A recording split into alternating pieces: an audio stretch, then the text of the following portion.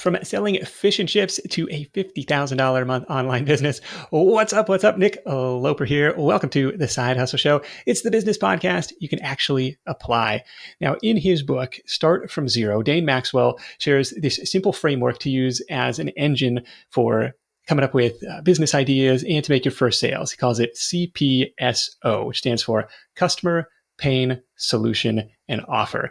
I want you to stick around in this episode to learn how my guest found a common pain and started selling the solution from 0 to 50 grand a month in revenue. From Linkifi.io, Chris Panteli, welcome to the Side Hustle Show. Thank you, Nick. Thank you so much for having me. Been a fan for a long time, so this is awesome. Oh my gosh. Well, thank you for tuning in and thank you for being part of the show. Now, if you're tuning in, I think you're going to be able to follow some of the same tactics that Chris used to start and grow a side hustle of your own to help get you started, to help get those creative juices flowing. Your free listener only bonus for this week is my big list of 101 service business ideas.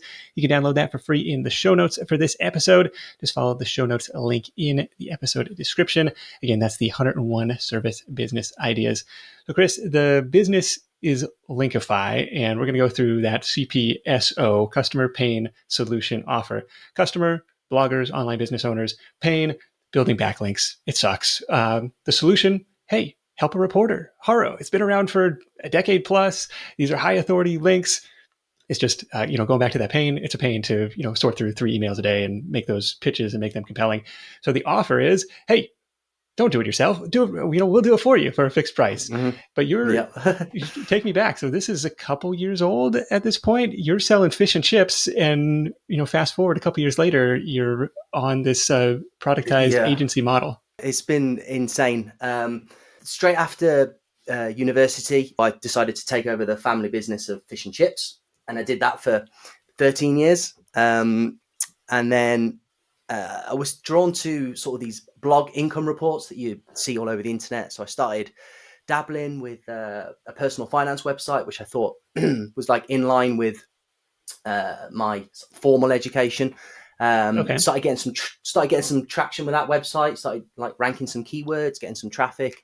I came across HARO, so started doing HARO for myself, pitching as myself, and I think I got my first ever HARO link and got addicted, and then got another one and then another one. So I was in like New York Times, New York Post, Forbes, money.com. Okay. Some of the you were onto something that worked. Yeah. And then as the site was growing a bit more, the fish and chip shop was quite busy. I mean, I was doing sort of 12, 13 hour days. And I thought to maybe just outsource a little bit of Life Upswing, some of the guest post link building that I wanted to do. So I found a chap called Nick. We got talking, sort of developed a friendship, and then he was asking me. He looked at my site's backlink profile and he said, "Yo, how did you get all these like awesome links from New York Times?" And I told him about HARO, and he said, "I've got some of my clients that would be interested maybe in if you could do HARO for them." And I was a bit skeptical because I thought, how can I do it on behalf of someone else? But I thought if we get some sort of basic information from them and they give us maybe just a bit of creative leeway to answer on their behalf, then we could give it a go. And we did, and it was successful. And then we took a few more of his clients, and then we sort of were noticing that that's what most people wanted. And we started Linkifi, I think, last January. And now here we are today. Wow. I mean, the marketing has been incredible because I've seen it pop up on my, it's come across my desk, probably half a dozen times over the last year. So you've been hitting it hard in that sense. And this is actually really an interesting point, like to start it almost as a white label service under the umbrella or under the wing of this agency that already existed. Like, hey, we're already targeting an online business owner clientele. They need help with links, but we don't have the expertise to go out and get these PR links or these help a reporter links. You do. Would you mind doing that for us? And it worked.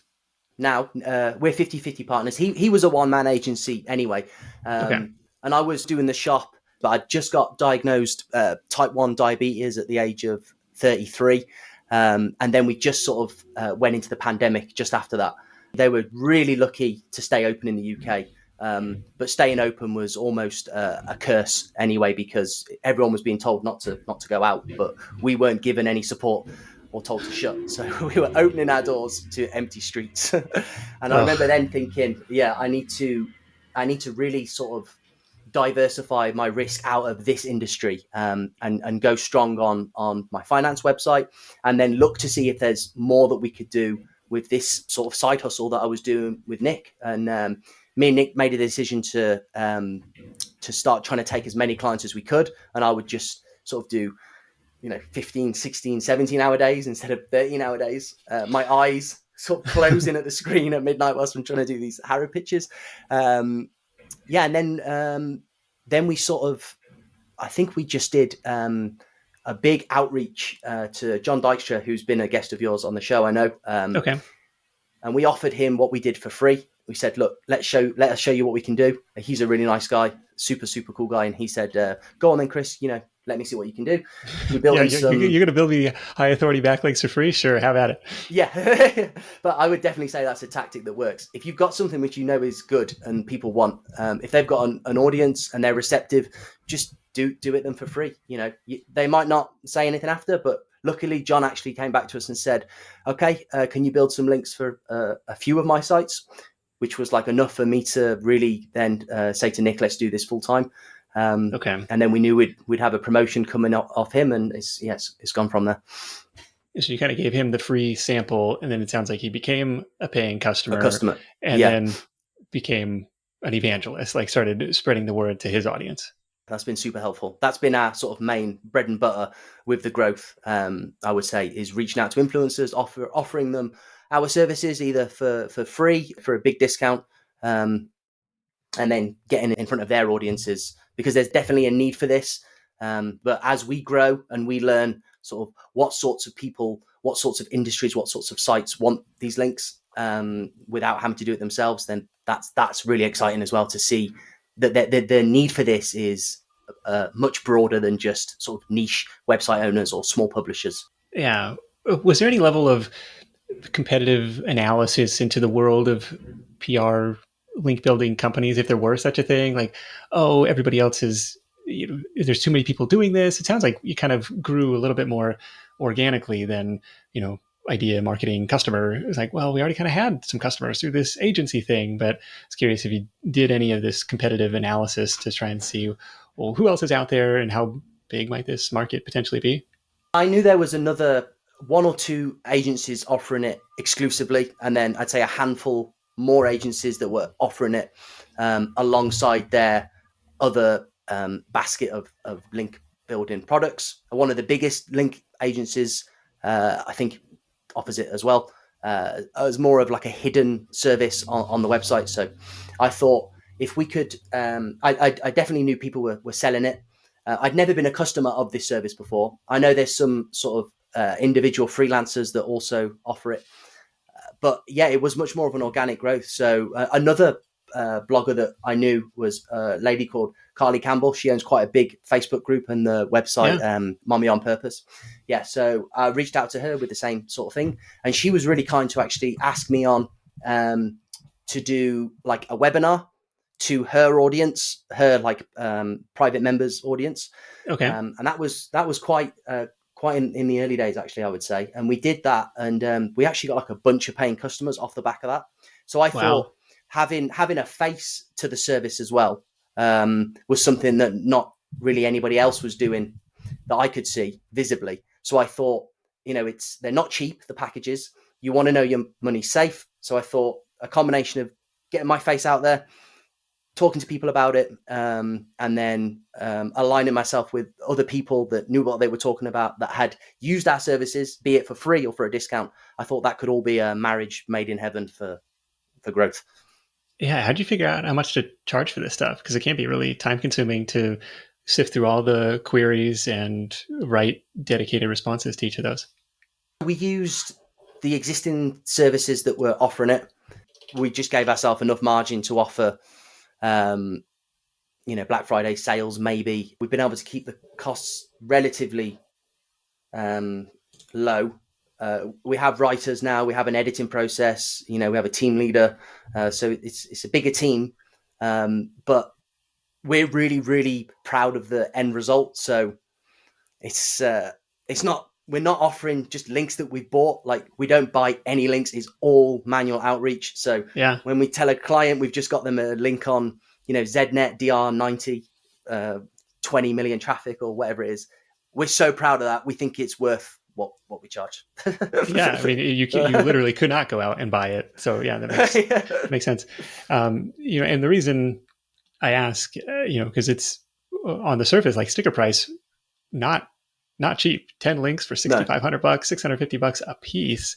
And those, I guess, for a newer site would make a meaningful difference SEO wise, especially for a newer site. Not all of a sudden you have all this, high authority backlink juice pointing to you. 5 links, $3,750. Of course, prices subject to change. So, not necessarily targeting that, brand new online business owner, somebody who really recognizes the value in this. And one thing that I thought was interesting was, instead of being pitched as a PR service, just kind of shifting that a little bit to pitch it as a link building service. Was, to me, that was unique. Instead, I'm not competing with all these other, PR companies are going to, go out and pitch your story to the press. And like, maybe I don't want to do live TV or radio calls, but I would be interested in this specific thing. I don't know. I thought that was unique. Talk to me a little bit more about the webinar with Carly. So this was you coming on doing kind of the DIY version, like, hey, if you want to get HARO links, here's how you're going to do it yourself, but it's kind of a pain. Like, if you want us to do it for you, was that kind of the structure of that pitch? It was a complete sort of how to do it and what we do. But it does also lend itself, the whole process, to either thinking, yeah, I'm going to put some time into that and try and do it, or by the end of it, you do think, oh, I can't be bothered to do that. So I didn't go on to upsell the packages. And I think it was quite a last minute thing for Carly to have included the affiliate link into that after as well. And then, we actually did get some sales. So like you were just saying before, I think it's interesting. It's probably not something for brand new people into the online space for their first business. But having said that, like, if you've got the budget, then, and you don't want to take any risk whatsoever with your site, we know that links are still as important, if not more important than ever, especially with the onset of AI mass content. It's like one of the few ways to differentiate your site from other sites. And the bigger sites, they've got these links anyway, so you sort of need to get them if you want to stay at a level playing field with your competition. It's just it's a great press badge for the homepage, and it's just a great way to build your authority, your EAT, your eyes in Google, and to make your web property like a sustainable asset for the future. Yeah, I was a customer of a similar service for a few months, maybe it was a year or two ago. And then they just shut down because they're like, well, this is a pain. We're not going to do this anymore. I was like, right. Oh, come on. I was happy to, now I got to go back and figure out another process to do this myself, because I do recognize the value in it. But yeah, it's kind of a pain. So the question is, I guess, well, first let me ask about the decision to price it as a one-off package versus a monthly recurring service like this other company had sold it as. That's interesting, because we did start as a monthly package. Okay. So we started off, I think what we did was we priced it at 2 links per month for a minimum of a 4-month contract. The problem is HARO is so unpredictable. It takes a lot of time and a lot of resources. And we could have a client in the first month that's in a particularly timely niche for the time of year that they buy. Okay. Let's say we take a gardening site during the summer, and we could have built all 8 links in 5 weeks, let's say. So then we were having to pray that they'd pay for like the remaining months, because we'd already got them their 8 links in the first, after they hadn't even made their second payment. Okay. And then we would have clients that maybe we didn't even get 1 link in the first month, and they're getting ready to have to pay their second month bill, and they've got nothing in their dashboard. So Yeah, they like might be this doesn't thinking, work. This guy's a scam. Yeah. yeah, exactly. So it was actually me that pushed against that. Nick was more on the line that, it's nice to spread it out and to have it as monthly recurring. Also, many happy clients are going to go past the 4th month into the 5th and 6th month. I mean, we've had clients with us now for a big chunk of our first year, so which has been amazing. But I liked the idea of just saying, you pay us this money, this is what we'll deliver. This is that kind of the guide time of how long it'll take. But if it takes longer, it takes longer. But you will get what we're offering. Yeah, Have you but ever it had might the change case? again. Have you ever had the case where the niche was just too obscure, or you couldn't deliver, or it's still open ended? Like, hey, we're still working on those 10 links for you, Mr. and Mrs. Blogger. Not yet. I mean, we've got open orders now, Sure. but we've yet to not complete an order. There is always a journalist looking for some expertise, and it doesn't matter how obscure the person's website is. We have such a good vetting system now. All of the queries are assigned to clients prior to our writers writing the pitches, and it can take time. It can take 4, 5, 6 weeks to get that first one, and then when we're sending so many pitches as well, that often it could be 4, 5, 6 weeks. The first one comes in, and then the next day the next one comes in, for the same client, and Yeah. then 2 more come in, and then a year later you get one on the BBC, let's say. That's happened, and they're not even a paying client anymore, and you think, oh god, it's the best link ever, and they're not even a customer anymore. Yeah. Well, yeah, still put it down in that Rolodex of like, hey, we scored links from these places. Yeah, definitely. On like, are you comfortable sharing a sense of at any given moment how many different clients are you having to keep track of? Yeah, so I'd say we average between 25 ish clients. It jumps up to maybe like 30 after a big promotion, and goes down. Yeah. That's when everyone starts going, we need to do another promotion, or we need to make, check that our lead gen. And we've just started with an email marketing company. We're doing some like LinkedIn lead gen. We have other, influencers that we're working with as well. So we've always got stuff in the pipeline. But the really interesting thing, so Nick has a lot more experience in the agency like world than me. So he's done 8 years of client SEO and link building. But for me, it's a very different world to selling fish and chips behind a hot, steamy counter. But it's interesting how we've had to scale. We've had to scale to meet demand. And then as we've built out the team to handle the demand, it's like, right now, do we push to be able to handle like double the demand, but we haven't got that yet? Or do we wait to see if the demand doubles and then quickly scale again? So it's the chicken and the egg, and learning as we go. Yeah, this is the common issue with any agency where you're trying to balance that ability to provide the service with how many people need the service and be mindful of the margins in between there. And so you have it structured so that client comes on, they're assigned a dedicated writer or pitcher who is kind of on the lookout for queries that match their niche or expertise. We have one person who scours all queries and assigns them to the client. The client is gosh, tagged to a writer. That's like so much to keep in your brain. Like, we got 25 different things. Like, oh, this is going to be a match for, a customer B. This is going to be a match for a client, 17. Like, oh my God. Yeah. Well, I did all of that on my own Yeah. initially. So now I have a team lead managing that, and he's doing a really good job. Roland, if he's listening. Okay. But I think there will be a critical mass for the number of clients that one person can do that job for.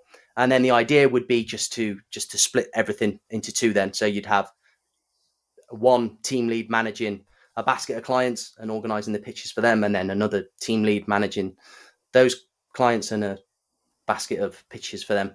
And then, hopefully sort of like spread it out like that.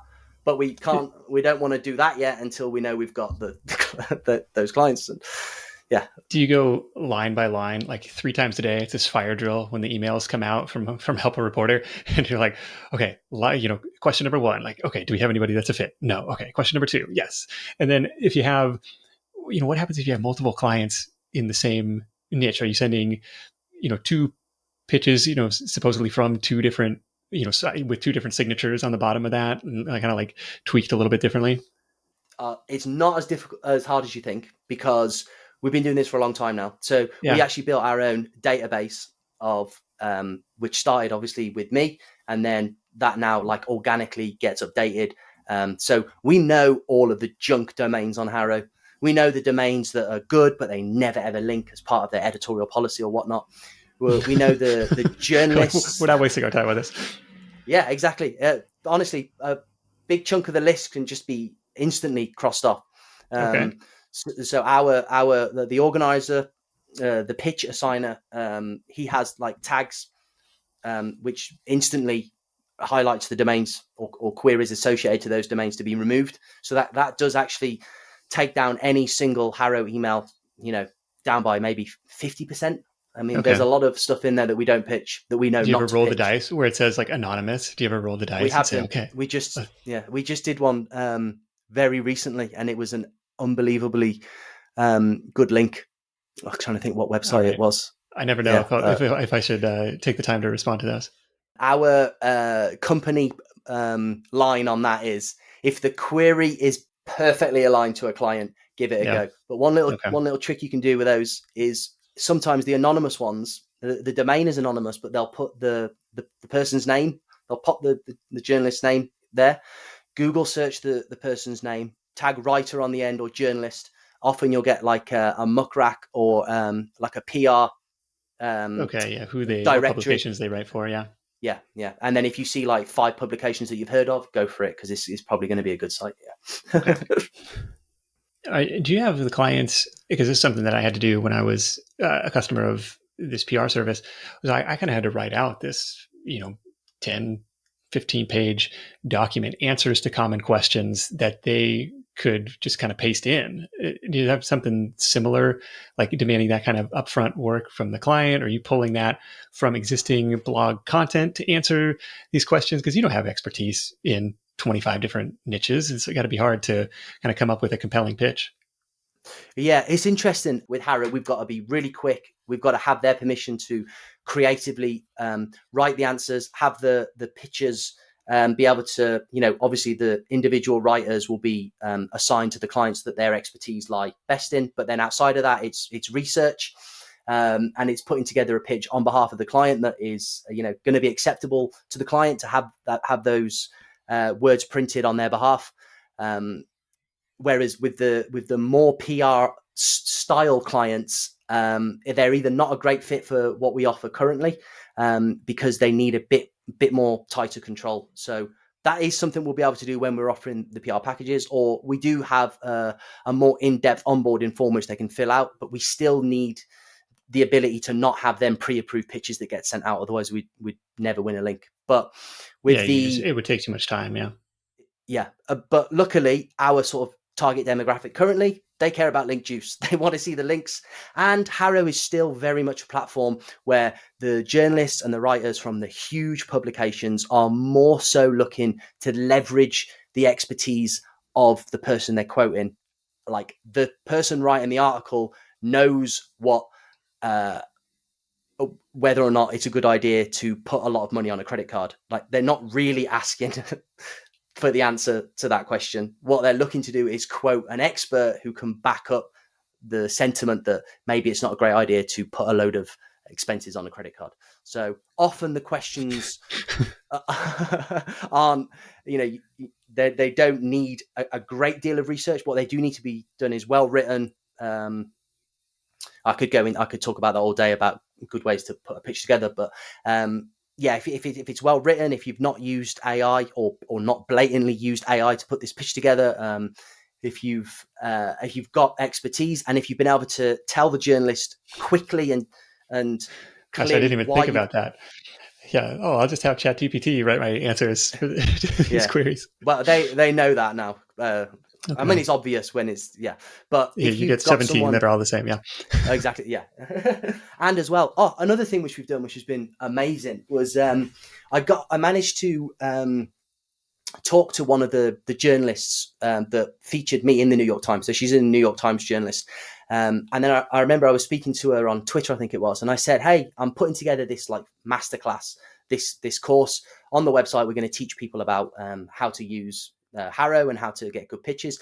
Would you come on and do like an interview with me? And she was up for it. So, and then another journalist, another big journalist who writes for New York Herald or another few big publications also agreed. So inside that course, we have like a 20-minute interview with these two journalists, and they give a behind-the-scenes look at what HARO looks like on the other side. So what they're seeing when the responses come in, and that was super interesting.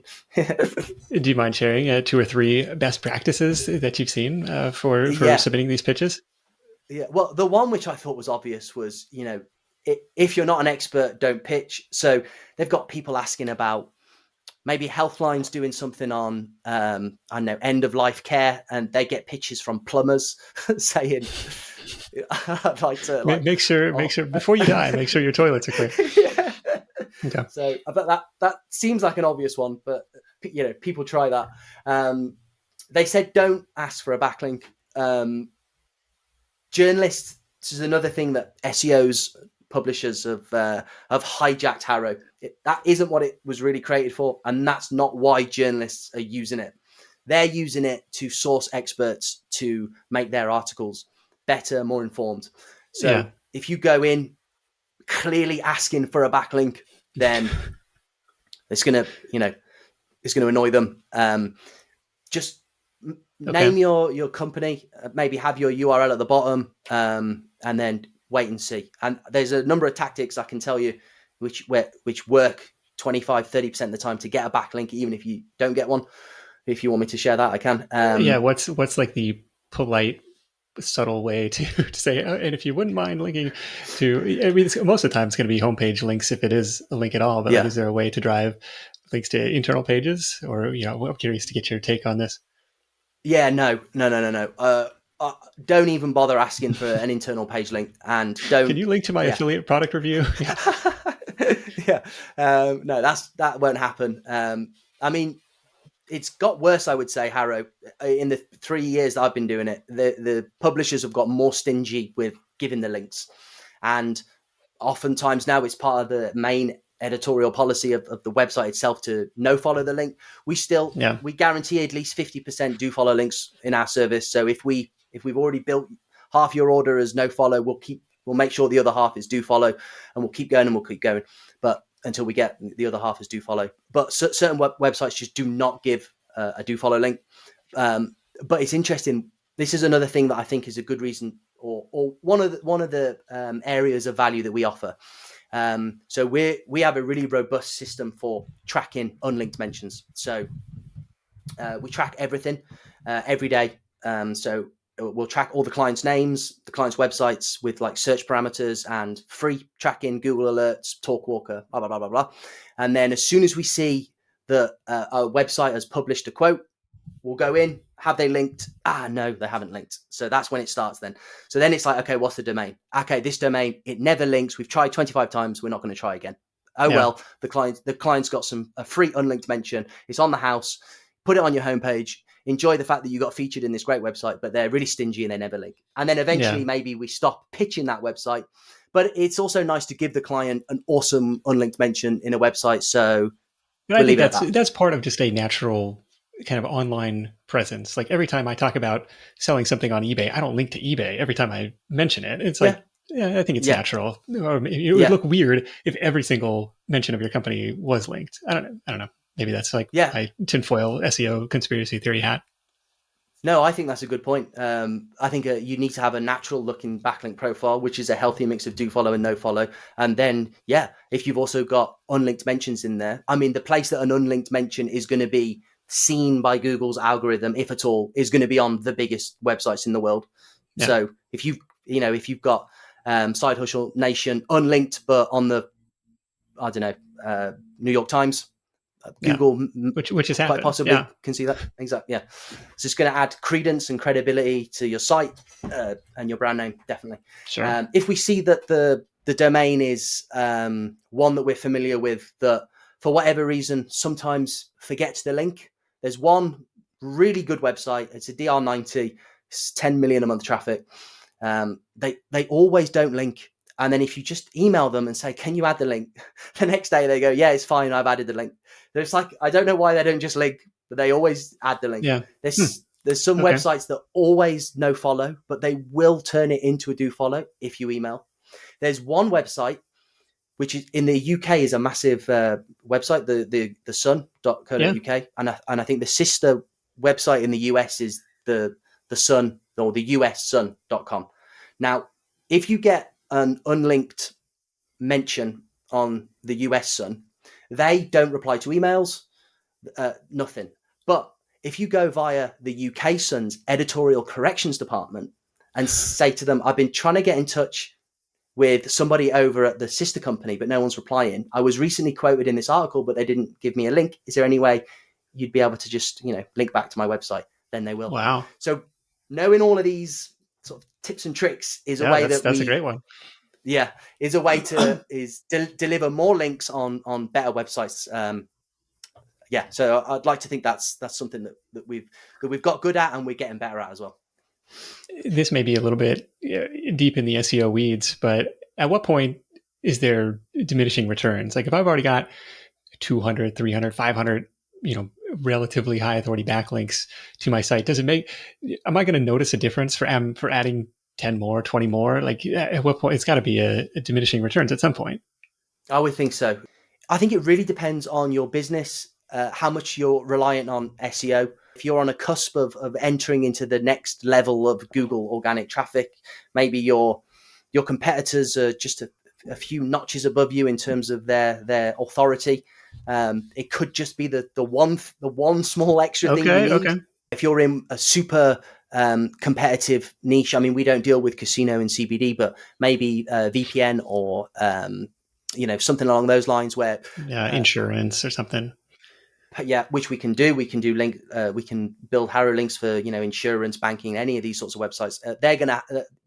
If you're in that industry, then your competitors have got a link budget. They're going to be buying links, all day, every day, every month. They've got the money for it, and they're always doing it. So if you've got to do it as well, then you may as well set aside a small portion of your budget to good homepage links.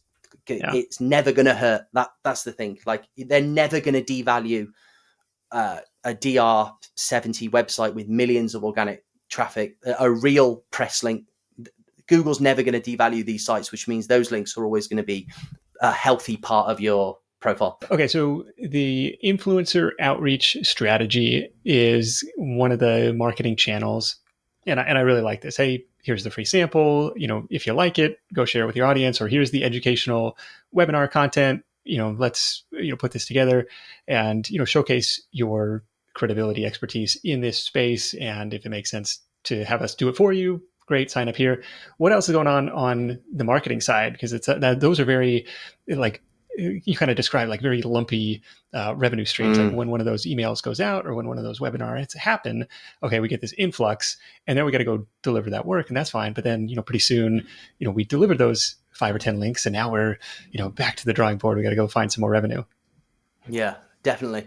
Influencer marketing is like an unbelievably good way to start. We found it's been really fruitful, and it seems like something which can compound as well. Like as you meet bigger and influencers, people with more reach, more scope, and they see what you can do and they tell their friends, it's sort of, it goes up a notch each time. But exactly as you described, it's like that, really lumpy. So we're currently trying a number of things. Maybe we should have tried one thing strongly, but instead we're trying a few things simultaneously. So we've got our free opt-in. So we have a free database, which is the one we use. It's that agency grade database of HARO websites that have been pre-vetted.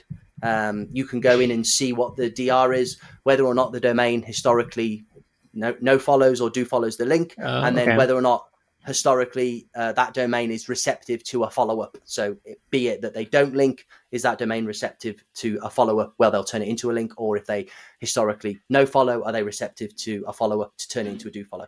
So we This give would be a that tool as a free. to use as you're going through the queries to say, like, is this worthwhile to submit to? Exactly. Yeah. So we offer that as a free download. We're doing Facebook ads for that. That's growing the list quite nicely, actually. And then a low ticket, big discount on the HARO Masterclass course, and then email sequence leading to the packages and do you want us to do it for you? And then we've hit that list a couple of times throughout the year as well. So I think, but I'm also, we've also now taken on a team to check our funnels and then see if there's more things that we can be doing there, because people are receptive to the opt-in and people eventually buy. So it's just tweaking it, bringing down the cost of the Facebook ad to get them on the list, and then learning how to better nurture that. So that's like one thing in the pipeline. We've got a team doing LinkedIn outreach for us as well, but we're trying to find our feet with you need an ideal customer, really, I think, on LinkedIn. I'm not sure. I like LinkedIn, but I'm not as familiar with it. And I think we're still trying to learn who our ideal customer is. So we're also trying things with that. So a lot of testing and tweaking. But it's good. I could see it. Yeah. I could see LinkedIn working well. But you're right. The advice has been, I do X for Y, or I solve this problem for this type of customer. And it's like, it's a little bit broader. I mean, just to say bloggers or online business owners, still a little bit broad to say, I can build you links. It's valuable, but like, I do it for, this specific sub industry or something, like, to make it super, super relevant and be like, well, shoot, these are the guys we got to hire. Let's do it. I like that. I imagine long term, hopefully you're building links for yourself. So ultimately, I imagine it would be like dream to rank for, PR link building service or something, some variation of that, and like, how we climb the ranks for that for our own site and get organic traffic. Yeah. It's really hard to define the ideal customer, because for us, the ideal customer is like a few customers from each niche. So if we found our ideal customer, let's say quite a good industry to build links in HARO is real estate. But if we managed to nail down the LinkedIn outreach and we had 10 people from the real estate industry sign up all at once, I'd be having a heart attack, because there's like three real estate queries and I'm sending 10 who's going to win it. And then I also, the journalist, the New York Times journalist I was talking to you about, she's written some content for our Linkifi website as well. I thought this could be really good, like link bait. And she's written for us like the worst things to do in a HARO pitch. And then I got her to write me sort of a 10 point checklist on 10 things to always do. So I thought if we could promote that content, that would be something I would download if a journalist was going to tell me 10 things to always do in a pitch. This is blog content on Linkify? Blog content, yeah. Not live yet, but yeah, once that's going to be, I'm waiting to see if the email people think that's a good like free opt-in. Just lots of things, things working on. Well, if it goes ahead of the opt-in, let me know. We'll link it up, because I think that would be a good resource too. Okay, yeah, that's cool. Thank you. Internal links from supposedly high authority domains. Yeah. Okay, I wanted to ask, because it's kind of an open-ended contract and you've got other team members, is there a way that you're thinking about margins on a unit cost? If somebody signs up for this package at this price, like, we're reasonably confident our cost to deliver that is 30%, 50%. Like, I don't know, just there's a lot of moving parts here. We do have quite a room on the margin. We've been quite prudent in the way that we've hired. So we've looked at Eastern Europe primarily, which has got really highly educated people that speak fantastic English. Which has been an excellent resource for hiring. It's a lot better than fish and chips, I can tell you that. That's good. We're at a point now where we're operating close to capacity with a team of like 7. So if we were going to then go to the next level, I think everything would need to double. So if we were going to go out of this bracket of operations, I would want to be going from, feeling comfortable at 25 to 30 clients to 60 clients. And then in order to get to 60 clients and have 60 clients at any one time, we would need to be spending a lot more money on lead gen. We would need twice the amount of staff, twice the amount of tools. So that is a hard thing to determine because it's quite comfortable at this level. But at the same time, we do want to grow. So maybe I come back on next year and see what's going on. Yeah, that's always the question of, do we chase growth for the sake of growth? Like, is my life, better in any meaningful way if we have double the number of clients, or is that just creating more headaches? So, I mean, is that where do you ultimately want to go with this over the next 6 to 12 months? Yeah, I mean, I want to grow. We want to do the PR offerings. I think this is a way to protect ourselves as well from the changing landscape. I mean, who knows what's going to happen if Google will even still be a search engine? I'm sure it will be, but who knows with the advent of AI and all of this. I think PR is definitely something which will have longevity for years and years to come. So I think once we can start offering and delivering PR packages, which will be a combination of links and branded mentions in big publications, then we can sort of take our cues from the market. Then we can see what people are wanting, what they're demanding, and at least then if we have the ability to offer both at a high level, then we can let the market dictate to us which way to take the company. And that would obviously be, in my view, onwards and upwards to growth, but to grow in a direction that we know we can scale comfortably and for years to come, as opposed to just, okay, let's get 60 clients and build them HARO links. Let's get 120 clients and build them HARO links. Google now has devalued links. What do we do now? Which would be Yeah. There's been lots of businesses that have had the business kind of pulled out the rug from underneath them. And I mean, the example of the restaurant during the pandemic is a good example of that. Well, all of a sudden, external factors suddenly turned what was a viable thing to not such a viable thing. So that stuff could always happen. I was going to ask, and this is a little bit open-ended, but if there have been any mistakes or missteps or surprises along the way where if you had to start over, you might do something a little bit differently. If we had a promotion go out and something was wrong in the coupon code that we'd set.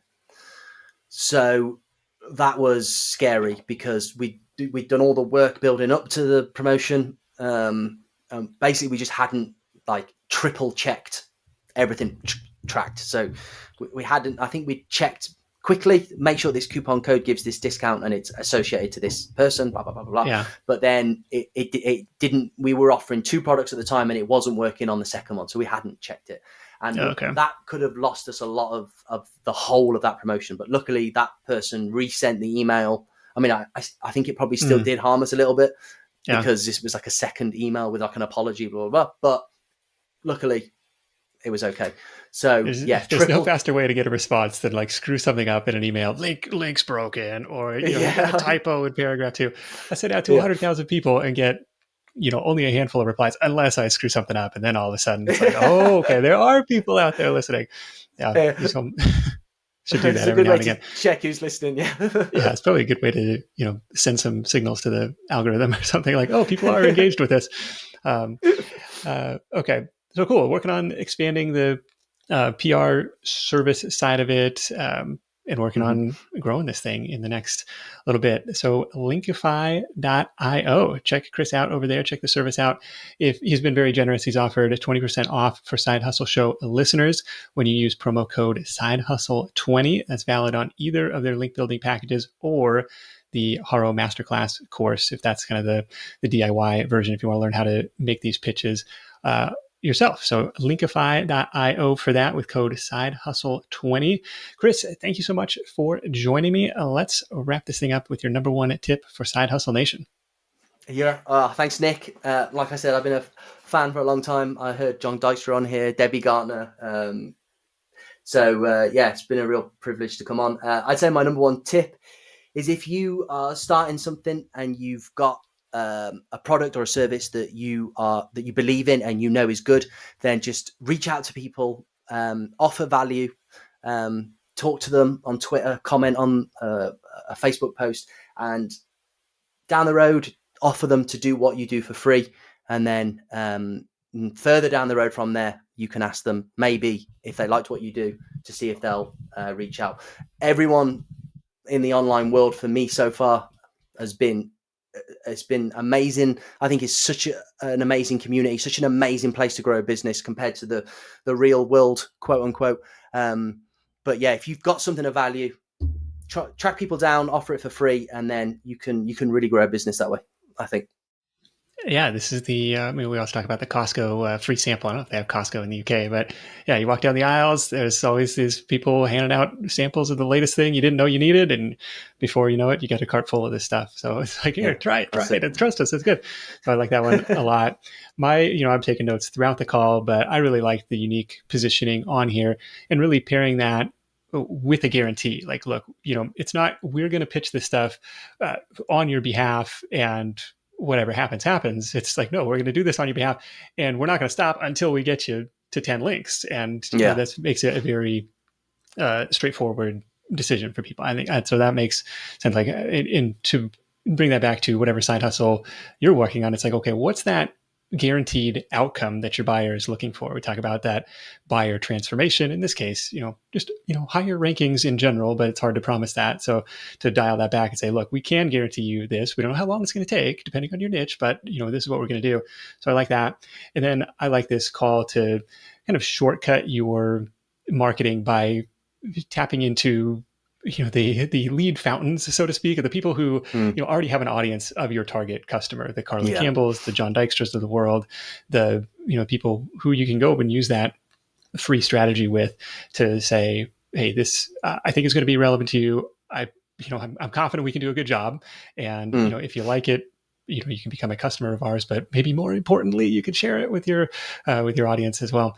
So I think that makes a lot of sense. We call it, kind of a variation on the buy button strategy.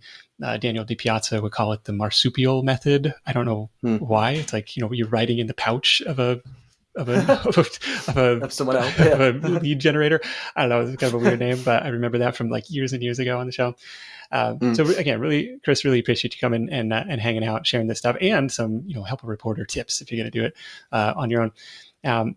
Again, I don't expect you to go out and start your own link building agency, but hopefully you'll be able to use some of the same tactics that Chris applied to your own. If you're wondering what business ideas could be on your radar, make sure to download my list of 101 service business ideas. You can start today. That's for free in the show notes for this episode. You just follow the link in the description in your podcast app or on YouTube for that. Big thanks to Chris for sharing his insight. Thanks to Notion. Thanks to LO Health and to Ladder for sponsoring this week. You can hit up sidehustlenation.com/deals for all the latest offers from our sponsors in one place. And thank you for supporting the advertisers that support the show. That's it for me. Thanks so much for tuning in. Until next time, let's go out there and make something happen. And I'll catch you in the next edition of The Side Hustle Show. Hustle on.